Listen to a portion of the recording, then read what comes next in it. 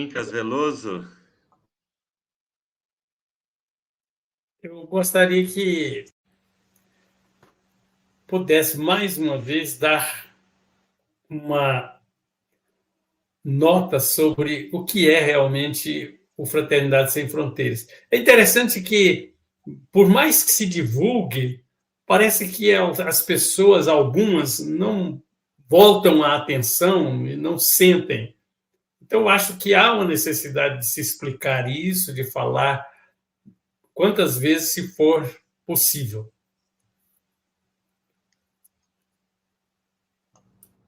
Meu amigo, muito obrigada por essa oportunidade, porque é muito bom também a gente reafirmar os valores desse trabalho e ter a oportunidade de refletir sobre esses valores junto com vocês, junto com amigos que têm um olhar amoroso sobre essa causa. Então, em linhas muito gerais, a Fraternidade Sem Fronteiras é uma organização humanitária que desde 2009, né, pela ação corajosa do nosso amigo Wagner Moura, que ouviu o chamado do seu coração, começou um trabalho de apoio a crianças em situação de extrema vulnerabilidade no continente africano, então em Moçambique, né, onde é o nosso primeiro projeto, a nossa primeira base. Ele foi para o continente, descobriu uma região de extrema carência que a gente chama de Barragem, né, é a comunidade de Barragem, e lá abraçou um início de trabalho com 70 crianças, né? Essas 70 crianças hoje se transformaram em mais de 30 mil pessoas acolhidas nos 11 projetos que a Fraternidade Sem Fronteiras desenvolve no Brasil e no continente africano.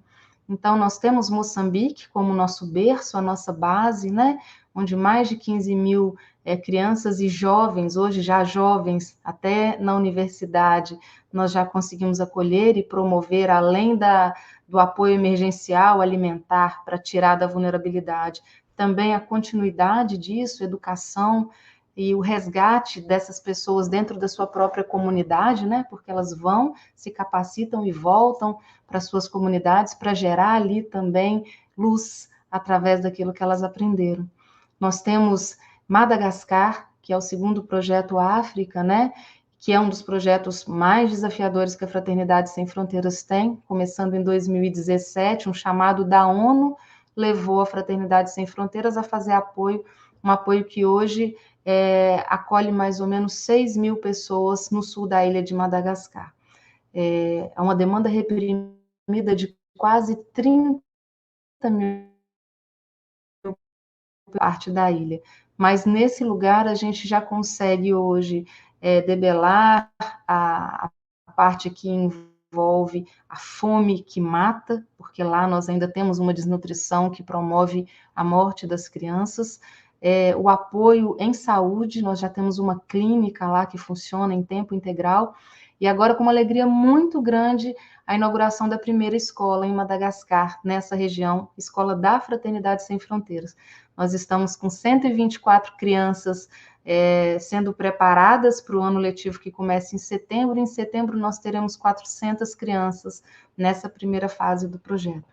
Tem Malawi, que eu falo que Malawi é o nosso portal espiritual, sabe? Malawi é a conexão da fraternidade com uma espiritualidade muito intensa.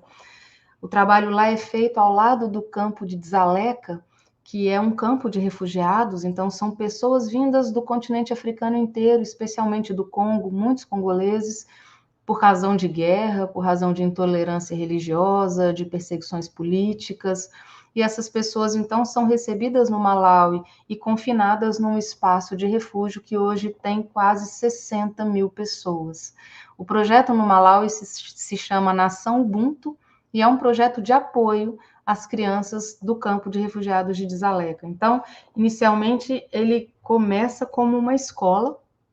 Hoje nós já temos também mais de 400 crianças matriculadas nessa escola, mas existe uma demanda no campo de mais de 10 mil crianças, então é sempre esse olhar, né? Um olhar de gratidão pelo que a gente já conseguiu alcançar e um olhar que não pode se deixar acomodar pelo tamanho do desafio que ainda existe, demanda de nós uma ação muito proativa na intenção de continuidade. E aí hoje, em Desaleca, ali do ladinho de Desaleca, a gente já tem algumas outras ações que funcionam paralelamente à escola, né? Nós temos oficina de carvão, nós temos agrofloresta, e o último projeto abraçado é um projeto chamado Mães do Campo, que eu tive a oportunidade de visitar no ano passado e que realmente é um divisor de águas, acho que para quem é acolhido e também para quem tem a oportunidade de vivenciar a experiência. O projeto Mães do Campo lida com mães refugiadas desse campo de refugiados de Desaleca, mulheres que vêm de todos os lugares da África, geralmente ou viúvas, porque seus maridos foram assassinados, foram mortos dentro do cenário de violência, né, que lhes era imposto nas suas comunidades. Então, imagina, sai do seu país, sai da sua cultura com a roupa do corpo, com os filhos, sozinha, caminhando a pé, de refúgio em refúgio, sendo submetidas a inúmeras violências e privações nesse caminho, e chega no campo de refugiados, que em tese deveria ser um lugar para elas terem um pouco de sossego, respiro. Mas, infelizmente, o que a gente encontra lá é uma grande dificuldade. A ONU dá o que eles chamam de uma ração de $5 mensais por pessoa, mas isso atrasa meses e os refugiados são proibidos de trabalhar. Refugiados não podem trabalhar, exercer nenhuma função remunerada oficial. Então, essas mulheres, vendo seus filhos morrerem de fome, muitas vezes só têm como caminho a prostituição forçada. E é uma prostituição por centavos de dólar, que muitas vezes nem se concretiza porque aquele que compra esse serviço acaba usando de violência e não pagando nem esse miserável quinhão a essa mulher. Então, para que essas mulheres pudessem sair desse universo de violência, desse universo tão que acaba com a sua esperança, com qualquer esperança, a Fraternidade Sem Fronteiras desenvolve o projeto chamado Mães do Campo, em que essas mulheres são trazidas para dentro do projeto Nação Ubuntu, e nesse projeto elas passam a trabalhar no que a gente chama de machamba, que são as roças, né? As fazendinhas, as hortas, as plantações do projeto. Isso é maravilhoso, porque o trabalho delas sustenta e alimenta as crianças da escola, os colaboradores do projeto, os filhos dela imediatamente são trazidos para dentro desse ambiente, então eles têm todo o suporte da escola e da alimentação, e elas recebem um valor que a gente chama de motivação, porque não pode salário, não pode ser contrato, né, pela situação de refugiados, de $50 por mês, que para a gente dá aí em torno de R$250, que a gente até poderia pensar, nossa, mas é pouco, né? Que pessoa que sustenta uma família com R$250 com tranquilidade, a gente sabe que é difícil, mas que para elas é a diferença, assim, absurda entre a fome, a necessidade de prostituição de seu corpo, a violência e um pouquinho mais de esperança para essas mães e seus filhos. Então, ter contato com essas mulheres, como nós tivemos, ter receber a confiança delas, de poder entrar dentro de suas casas, conversar com elas, entender a força absurda de uma mulher que entrega seu corpo por centavos para que seu filho tenha uma espiga de milho para comer no final do dia, dividindo com 5 irmãos essa espiga de milho, é algo que, para a minha vida, me trouxe para vários lugares, inclusive para esse lugar de estar aqui falando hoje e lembrando que essas mulheres existem e que elas precisam muito do nosso olhar e do nosso cuidado. Então, esse é o nosso projeto Nação Ubuntu, lá no Malawi, ao lado do campo de refugiados em Dzaleka. Na África, a gente também tem Senegal, né? Que é o nosso projeto do Chamando Futuro, que é o orfanato que nós temos em Senegal, em Dakar, que é uma cidade onde há bastante abandono das crianças na rua, bastante utilização das crianças para comércio, para escravidão. Então, a gente consegue, dentro da dinâmica do orfanato que a gente apoia em Dakar, tirar essas crianças da rua e dar uma oportunidade de escola, de capacitação, de receber amorosidade, bons valores, de ser afastada daquele ambiente de violência, até que se torne uma pessoa adulta que tenha condições de cuidar, né, das suas próprias escolhas, das suas próprias decisões. Esse é o nosso trabalho no Senegal. E o trabalho do Congo, que é o mais recente na África, né? Nosso projeto Órfãos do Congo, que vem mobilizando um trabalho e uma energia muito grande da Fraternidade Sem Fronteiras. O Congo é um país em guerra, né? O Congo, diferente dos outros países que a gente tem conflitos mais isolados, o Congo é realmente um lugar difícil da gente se movimentar, difícil da gente atuar e desafiador no sentido de que esses ambientes de guerrilha são extremamente violentos, tanto para quem vive no país, quanto para quem entra para fazer um trabalho social. Então, quando a gente fala do Congo, a gente fala de um desafio de maturidade da Fraternidade Sem Fronteiras, porque, em realidade, o que a gente faz no Congo? A gente resgata crianças de locais onde a guerrilha está acontecendo e elas já estão órfãs, então elas estão circulando sem pai, sem mãe, porque elas perderam os pais nesse ambiente de guerrilha, nesse ambiente violento. E a gente está falando de crianças de 1 ano e meio, de 2 anos, de 3 anos, crianças que a gente vê na rua com 5 anos usando cola de sapateiro para conseguir dormir porque estão morrendo de frio e de fome. São situações inimagináveis as notícias que a gente tem do Congo. A Fraternidade Sem Fronteiras tem um cuidado muito grande para mostrar essas cenas, para falar desse assunto, porque o nosso objetivo é promoção humana, é o inverso. A gente quer mostrar onde as pessoas podem chegar se houver um olhar de amor para elas, onde é que a gente pode chegar se a gente caminhar junto, conectado, e não cada um fazendo suas coisas e cuidando dos seus próprios interesses o tempo todo. Mas existem coisas que precisam ser mostradas e precisam ser ditas. E o Congo é uma situação de vida ou morte. Então, hoje, a gente já conseguiu ter dentro do nosso sistema de proteção, que é um orfanato, né, mais de 240 crianças que foram resgatadas de locais de extrema violência e com extremo risco também. Essas crianças hoje moram no nosso orfanato, com mãezinhas que são cuidadoras.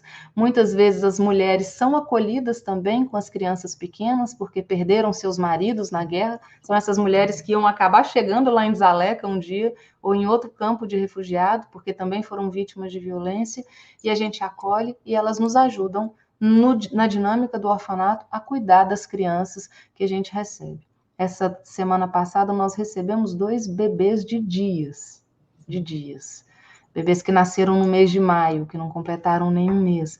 Então, para nós é realmente um movimento que cura todo mundo, um movimento que envolve o amor de todo mundo. Eu sei que eu não posso ir para o Congo agora, eu sei que muitos de nós nunca talvez tenhamos a possibilidade de ir ao Congo. Mas como é que eu posso levar o meu amor até lá? Como é que eu posso me envolver a ponto de impactar positivamente aquelas vidas? Esse é o nosso grande desafio. A gente faz isso conversando, a gente faz isso partilhando que existe essa causa, a gente faz isso ajudando com recursos, se tiver o recurso para ajudar, promovendo recursos, se for esse o nosso dom, a nossa potência. O que a gente não pode é ficar parado. E só para abreviar, Quincas, porque já tomei muito tempo falando de muita coisa, no Brasil a gente também tem alguns projetos da Fraternidade Sem Fronteiras que são igualmente desafiadores, instigantes e que trabalham em diversos cenários de necessidade, né? O Fraternidade na Rua, em Uberlândia, em São Paulo, no Rio, com população em situação de rua e dependência química, famílias em vulnerabilidade. Então, com alimentação, com suporte, com tirar das ruas, com ajudar a voltar para o local de origem, com reabilitar dependência química e trazer de volta para o contexto da família, para o contexto social. Esse é um projeto lindo que a gente tem aqui em Uberlândia e sempre fica o convite aberto a quem quiser. Nós temos Retratos de Esperança no sertão da Bahia, né? Trabalhando com famílias, criando espaços de esperança para essas famílias. Então, são lugares onde essa comunidade vivia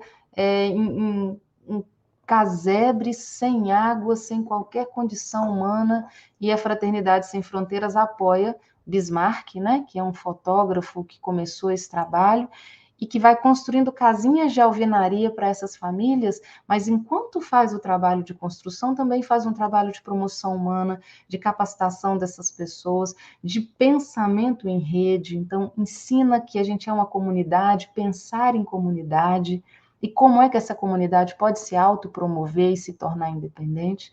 Esse projeto também é apoiado pela Fraternidade Sem Fronteiras. Orquestra Jovem Emmanuel em Campo Grande, que é uma coisa linda, que é uma orquestra de crianças e jovens da periferia da cidade de Campo Grande, que é o nascedouro da Fraternidade Sem Fronteiras, né? Porque o Wagner é de Campo Grande e era lá que ele residia quando tudo começou. Então, Campo Grande tem, além da orquestra, a sede da Clínica da Alma, que é o coração do projeto Fraternidade na Rua, né? Coordenado pelo pastor Milton. E nós temos também Brasil, um coração que acolhe, lá na fronteira com a Venezuela, acolhendo nossos irmãos que vêm de um processo de crise humanitária muito grande da Venezuela, em situação de refúgio também, e entram por Pacaraima, que é muito próximo de Boa Vista, né? E lá ficam numa situação de absoluta necessidade. Então, o projeto acolhe no centro de acolhimento que a ONU tem em parceria com a Fraternidade Sem Fronteiras e o Exército, lá na região, e há o processo de interiorização dessas famílias. Então, através da Fraternidade Sem Fronteiras e dos seus padrinhos, essas famílias são direcionadas para locais do Brasil onde elas possam refazer as suas vidas, conseguir emprego, colocar os seus filhos para estudar, né?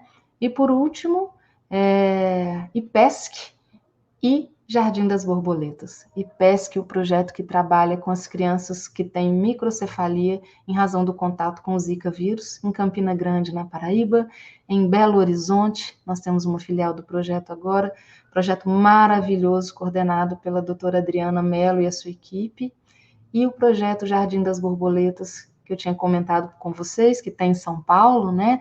Era em Caculé, na Bahia, nossa sede, a querida Aline, que coordena esse projeto que a Fraternidade apoia, e agora ela resolveu levar o projeto para São Paulo, porque, claro, é um grande centro, e como é uma doença de extrema complexidade, quanto mais recursos, né, ela tiver perto, mais pessoas ela consegue ajudar. Olha que coisa mais linda. Ela é uma pessoa que movimentou a sua família inteira, saiu de Caculé, na Bahia, foi para São Paulo, mudou sua vida em prol de uma ideia, em prol de uma causa. Como é que a gente não se apaixona, né? Como é que a gente não se inspira com pessoas assim? Então, é isso, Quincas. Hoje são mais de 30 mil acolhidos nesses 11 projetos, mais de 20 mil voluntários no Brasil e nos pontos que a gente tem, que a gente chama de núcleos internacionais da Fraternidade Sem Fronteiras, e uma grande onda de trabalho, em que todo mundo é bem-vindo, todo mundo pode chegar, todo mundo soma. Agora, Giovana, me permita, eu gosto de te explorar, viu, minha irmãzinha? Me permita uma coisa. Conta para mim qual o fato mais emocionante que você teve na vida em relação a... Pode ser da vida. Jesus amado. Rapaz, que pergunta difícil, porque eu tenho sido bombardeada de fatos assim, sabe, de coisas bonitas e de coisas que, se não são bonitas, são escolas, né, para a gente aprender com as coisas e nesse tempo de Fraternidade Sem Fronteiras, né, nesses quase 7 anos que eu acompanho o projeto e que eu tive a oportunidade de estar mais próxima das frentes de trabalho, muitas coisas falaram ao meu coração, sabe, Quincas? De muitas maneiras. E a gente sempre tem lembrança das viagens, das caravanas, da África, porque no momento em que você vai para uma viagem dessa, você faz uma imersão e você fica 24 horas durante 15, 20 dias conectado com esse sentimento, né? E eu sempre me lembro de muitas coisas que aconteceram comigo, com o Rodolfo, com a nossa família, e que que nos aconteceram através desse presente que é a África na nossa vida. Mas eu queria trazer uma coisa hoje, já que você me perguntou, eu estou com isso na minha cabeça, porque aconteceu quarta-feira, e tem tudo a ver com uma fala que o pastor Milton fez no encontro, que eu vou falar depois que eu te contar o caso.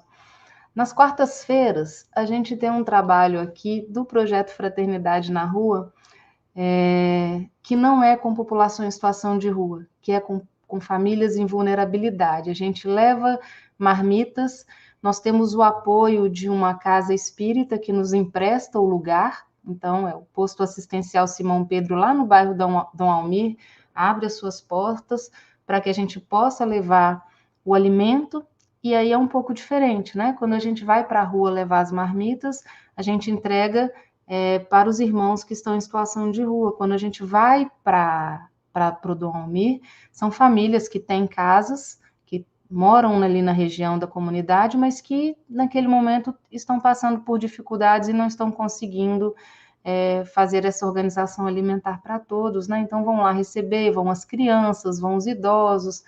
E começou um trabalho muito bonitinho com algumas voluntárias do nosso grupo, com as crianças. Algo que começou de entrega de marmita, hoje a gente já tem 4 ou 5 salas com crianças e jovens para escutar música, escutar belas mensagens, falar de coisas boas, porque, como o Quincas muito bem disse, né, a gente não é uma organização religiosa, mas a gente acolhe todas as expressões de espiritualidade que possam elevar o ser humano. Então, tudo que vem daí é muito bem-vindo para nós. Então, um dia é uma mensagem espírita, outro dia é uma mensagem católica, outro dia é uma mensagem budista, e assim vai cada dia uma coisa diferente, a gente trazendo para aquelas pessoas, e somos generosamente acolhidos na casa espírita para fazer esse movimento. Isso é que é bacana disso tudo, né? Então tá bom, estávamos lá e fizemos a entrega das marmitas, e nesse dia a gente tinha conseguido alguns brinquedos, e o pessoal que trabalha de frente com as crianças estava distribuindo alguns brinquedinhos, coisinha pouca, lembrancinha, bonequinha e tal. E tinha uma menina que tinha ido pela primeira vez, era uma nova voluntária. Ela tinha ido pela primeira vez, ela estava participando da entrega dos brinquedos, e ao final a gente sempre pede para alguém falar o que sentiu no contexto do trabalho, colocar suas impressões, se tem sugestões, se tem críticas, né? E quando ela foi falar, ela estava emocionada, ela disse assim, primeira vez que eu venho aqui, me pediram para trabalhar com as crianças e eu fui distribuir os brinquedos. E eu estou muito impressionada porque eu entreguei uma bonequinha na mão de uma menina e essa menina ficou doida com essa bonequinha. Ela ficou apaixonada com a bonequinha, mas na hora que ela viu a marmita, ela soltou a bonequinha e correu para pegar. Ela estava com fome. E aí eu fiquei pensando, isso eu estou falando, a gente não está falando África, a gente está falando de uma cidade riquíssima, num contexto urbano, né? De uma criança que deixa o brinquedo que acabou de ganhar, que já é uma coisa linda, um agrado, uma alegria, porque a fome vem primeiro, porque a fome é prioritária, ela é emergencial, ela grita, ela tira a gente do sério. E mesmo aquela fome mais besta que a gente sente perto da hora do almoço, que a mesa cheia da nossa casa nos aguarda, até essa irrita a gente, até essa deixa a gente, nossa gente, vamos terminar a reunião que eu não estou pensando direito, vou almoçar, depois a gente volta. Não é assim que a gente faz. Que nem isso é um arremedo de fome, né? E eu fiquei, e isso me veio à cabeça como uma flecha, porque no encontro em São Paulo, o pastor Milton disse assim, quando ele foi falar, estavam várias pessoas dos projetos Fraternidade na Rua para falar, e quando foi a fala dele, que é o fundador desse projeto, que acolhe quase 300 pessoas em situação de dependência química na Clínica da Alma, ele disse assim, eu estou aqui não para pedir pelo Fraternidade na Rua hoje. Eu estou aqui para pedir que vocês apadrinhem os órfãos do Congo. Eu estou aqui para dizer, olhem por essas crianças para que elas não sejam a rua de amanhã. E na hora, eu chego a arrepiar, porque na hora que o pastor Milton falou isso, abriu assim, eu falei, é isso, sem fronteiras, sem fronteiras. Porque é tão importante cuidar da menininha que soltou a boneca, quanto da criança do Congo, quanto daquele que está lá na ponta já destruído pela droga. Todos nós somos parte de uma rede só. E foi a coisa mais gostosa, bonita, ouvir ele, que passa desafios assim absurdos para conseguir alimentar essa população de gente toda, dizer assim, hoje eu não estou falando aqui por isso que eu cuido, eu estou falando aqui pelo que nós cuidamos juntos. Então, isso na Fraternidade Sem Fronteiras me arrasta, sempre, sabe? E estar quarta-feira num lugar onde uma menina, uma jovem, chegou para ser voluntária e teve essa sensibilidade e partilhou comigo, voluntária velha, né? Já ligada no automático. Que beleza uma pessoa vir em mim, sacudir tudo que tem dentro de mim de novo com a vivência que ela teve, sabe? Então, Quincas, meu querido irmão, Wellington, meu querido irmão Já, todo dia tem uma coisa boa, todo dia tem uma coisa linda, todo dia tem uma lição, e mesmo quando a lição é de dor, mesmo quando a lição vem confrontar as nossas fraquezas, as minhas pequenezas, as minhas raivas, ainda assim, quando eu consigo sair disso e ampliar para a causa, para quem eu sirvo, né? A lição vira aprendizado, a dor vira aprendizado. Giovana, permita-me espelhar uma pergunta aqui da Elizabeth, porque Claro. aí você, respondendo a pergunta da Elizabeth, você já emenda com a sua fala de Jesus, que eu acho que vai dar liga. Eita. Elizabeth, obrigado, minha irmã, por estar conosco, viu? A Elizabeth pergunta assim, Giovana, são muitas famílias que precisam serem atendidas. O Fraternidade Sem Fronteiras não consegue atender a todas. Existe um critério para acolher essas famílias? Elizabeth, muito obrigada. Obrigada pelo seu olhar, pela sua pergunta. Realmente, muitas famílias que precisam ser assistidas aqui, nos projetos África, nos projetos Brasil, né? Cada projeto tem eu não vou nem dizer critério, viu? Porque diante das necessidades que a gente tem enxergado e recebido, é muito difícil não acolher.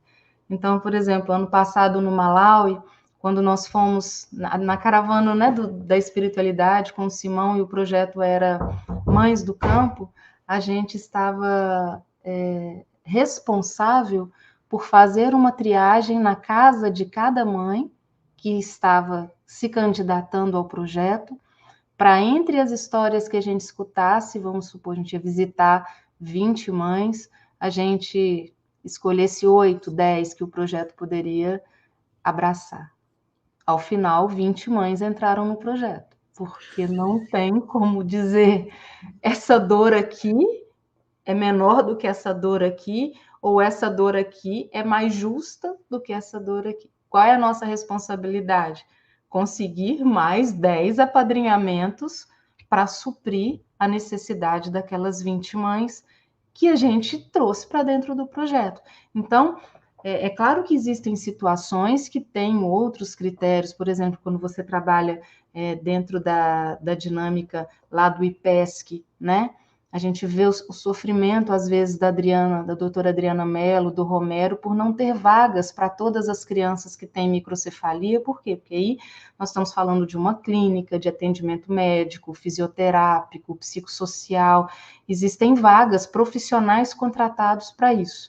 Então, quando isso acontece, a gente se mobiliza para conseguir um pouco mais de recurso, para encampar mais pessoas e trazer mais pessoas, né? E quando a gente não consegue acolher dessa maneira, aí, né, Quincas, entra o meu Jesus, e o seu Jesus, e o Jesus de todos nós, né? E a ideia muito forte de que a gente não vai resolver o mundo, de que a gente não vai resolver todos os problemas do mundo, mas que se existe uma situação que se coloca perante você, existe um voto de confiança de Jesus dizendo que você é capaz de se mobilizar em prol daquela situação. Seja da maneira como for, seja acolhendo com um abraço, seja dizendo, eu vou fazer o meu melhor, eu vou tentar de alguma maneira me colocar a seu serviço. Você é importante, você existe. Isso é o que a gente precisa. Quando você chega a primeira vez na África e em Moçambique, você tem um terreiro lá e, por exemplo, remédio e comida para atender 400 crianças e vem 900, 1.100 crianças correndo para serem atendidas, e a primeira sensação você fala assim, meu Deus, não tem para todo mundo e não vai ter para todo mundo. Até que o mundo seja um lugar que se preocupe com todo mundo. Então a gente vai lá, vê, faz o que pode, volta e multiplica a mensagem. Precisa ter mais para que todo mundo possa acessar o que é preciso. E eu acho que é isso que Jesus quer da gente. Eu acho que é esse o nosso compromisso com Jesus e com o sagrado de cada um. Tentar fazer o melhor possível dentro das nossas condições. Que a gente se movimente, que a gente olhe para os lados, porque, graças a Deus, a vida da gente é boa, os filhos da gente estão bem, né? Hoje, só para encerrar, Wellington, porque eu sei que a gente vai no adiantado da hora, nós tivemos uma reunião pela manhã e foi lida uma mensagem de um livro do Chico com o Emmanuel, que vocês me perdoem agora, eu não vou lembrar o nome não, mas era uma mensagem que o Emmanuel contava que o Chico estava dizendo que tomava 22 comprimidos por dia e ainda assim ia bem de saúde. E a mensagem era exatamente sobre isso. Tomo 22 comprimidos por dia e ainda assim estou bem de saúde. E fazendo uma reflexão sobre as situações que o colocavam bem de saúde, porque ele decidia ver daquela maneira. Porque ele dizia que estava bem, mesmo tomando 22 comprimidos. Ele estava em condições de fazer. E que quando a gente focava naquilo que estava bom, os 22 comprimidos eram só um instrumental para a gente acabar bem de saúde, né? E no final ele faz uma provocação. E você, está bem de saúde também, né? Para o leitor. E aí eu trouxe isso para o meu dia, falei, como eu precisava ouvir isso, né? Porque o poço das reclamações, ele não tem fundo não, gente. A gente começa e vai, né? Mas a gente sempre pode fazer e a gente faz começando da modificação do nosso olhar. Então, é mudar o olhar para o terreiro com 1.100 crianças e dizer, eu posso fazer, eu posso fazer. 400 hoje vão comer, talvez as outras a gente não vá conseguir, mas eu levo elas comigo para onde eu for e o meu compromisso com elas é dizer que elas existem, até que não seja mais preciso dizer, porque todo mundo vai ter no coração que é importante existir, que é importante ser irmão, que é importante o outro ter da mesma maneira que a gente tem. Quincas, muito obrigada por trazer meu Jesus todas as vezes para perto de mim, viu? Meu irmão, te agradeço tanto. Cada vez que eu recebo uma mensagem sua dizendo assim, vamos, fala boa, vamos para alguma coisa, eu agradeço de verdade, porque a oportunidade da gente estar aqui é sempre uma escola para mim. Eu me sinto aprendiz de vocês o tempo todo, em tudo que eu vejo, e poder falar disso, né? Vocês sempre trazem um espaço muito carinhoso para o projeto e para o trabalho da Fraternidade Sem Fronteiras. A gente nem consegue mensurar o alcance disso que vocês estão fazendo, né? Isso fica gravado, outras pessoas podem acessar, outros corações em outros momentos também vão receber essa mensagem como uma oportunidade, um convite ao trabalho. Então, Deus abençoe muito vocês. Eu agradeço de verdade pelo tanto de bem que isso gera. Não pela minha mensagem, não, mas pela mensagem da Fraternidade Sem Fronteiras que vocês ajudam a multiplicar. Queria só deixar o convite para a turma, para o trabalho aqui, para o encontro de Salvador, dia 20 e 21 de outubro. A gente vai ter outra mostra do regional, né? Outro encontro regional, como foi de São Paulo, agora no segundo semestre em Salvador, e para nós é uma alegria imensa levar isso para uma cidade que tem ancestralidade africana fortíssima como essência, vai ser um movimento de reverência a essa ancestralidade, a gratidão imensa que a gente tem pela Mãe África e por tudo que ela significa dentro do nosso projeto.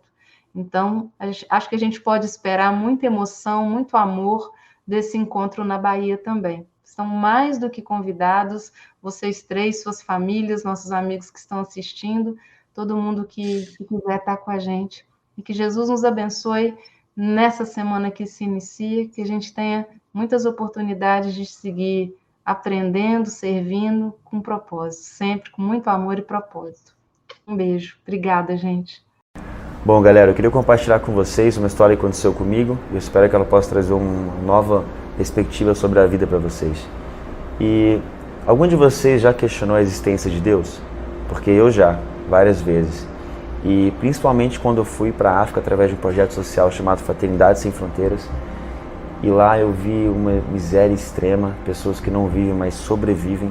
E aquilo me deixou revoltado. Eu pensava assim, se Deus existe, por que ele abandonou essas pessoas? Foi então que a gente foi para o campo, né? E aí a gente conheceu uma senhora, uma vovó, que ela tinha mais de 90 anos. Ela era cega dos 2 olhos e ela estava amarrando o estômago para não sentir fome. Ela estava sem comer já tinha 3 dias. Quando eu cheguei para ela, a gente foi acolher ela no projeto social. E aí ela falou que estava muito grata a Deus por ter tido as preces ouvidas e a gente estava lá então para resgatar ela. Eu falei assim, mas como assim? Deus não existe.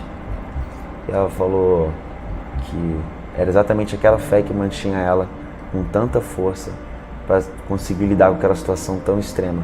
Eu percebi que o miserável ali era eu. Eu percebi uma força muito grande de Deus sobre mim e sobre aquela situação. Eu então percebi que não foi Deus que abandonou eles, fomos nós. E é Deus que mantém eles fortes. A gente acolheu ela num projeto e acabou passando a levar alimento para ela todos os dias.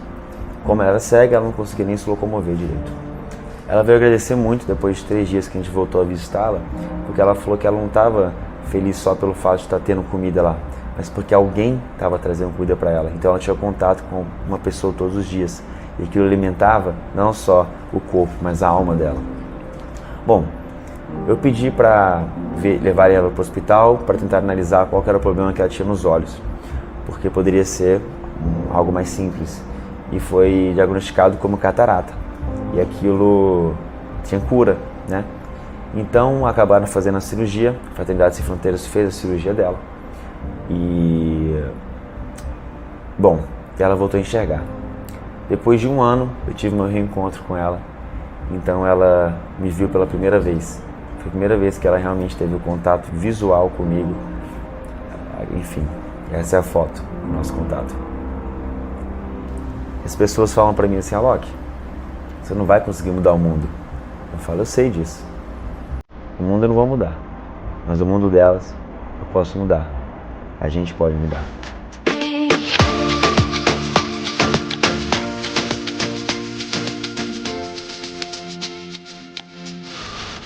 We worked above it at night.